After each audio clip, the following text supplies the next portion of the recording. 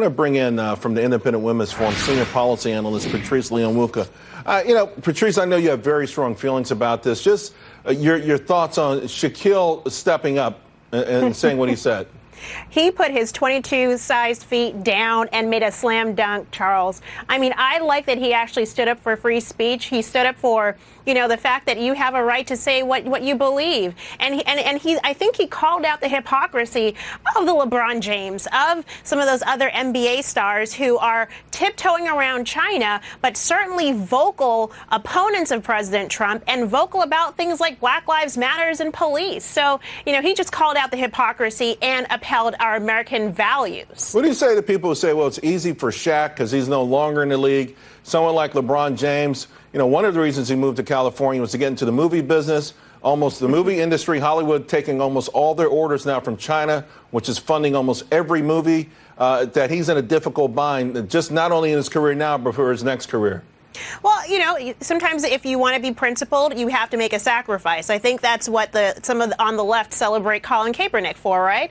So, hey, if LeBron wants to, be nice to China and not, turn an blind eye to their hypocrisy and their repression, that's his choice. But be consistent. If you're going to be profit-driven one day, be profit-driven another. If you're going to be principled one day, be principled every day. And I think that's the difference here, Charles. I think Americans are tired of these folks saying, hey, when there's nothing on the line, I'm going to, tear down the house and talk about conservatives and talk about the president and talk about what I want to support. But when their own money is on the line, that's when they want to be quiet. That's when they want to recognize that these other countries have their own rules. Yeah, take a stand, even if you lose everything. Hey, I want to kind of, you talk about the difference, how people are looking at things differently. Facebook CEO Mark Zuckerberg, he's been getting grilled all day long, but he also addressing the free speech issue in China and how what it's created for American companies during this testimony today.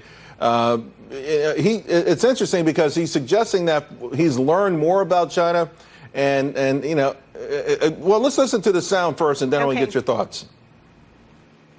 I probably 10 years ago would have been more optimistic that trying to work in China could have contributed to making a more open society. And today it seems that in some cases working in China not only does not do that, but compromises American companies' ability to promote our values abroad and around the world. And I think we've seen that in the last few weeks. What do you make of Zuckerberg's epiphany? I actually think he's spot on. I mean, yeah, he's been wanting to get Facebook into China because it's a huge market, but at what risk? Social media in particular is really unique in that it's built on the foundation of free speech. And yes, we have our own concerns about whether conservatives are censored on social media platforms, but it is nothing compared to the censorship that China imposes on companies that work, American companies or social media companies that operate in China. And so if you want to get in, LinkedIn, for example, Charles, has been able to allow censorship on its platform so that it gets access to China. But who's willing, at what cost are you willing to try to get access to a market? You're not exporting democracy. You're actually just importing censorship. Absolutely. Patrice, always great. Thank you very much. Appreciate it. Thank you.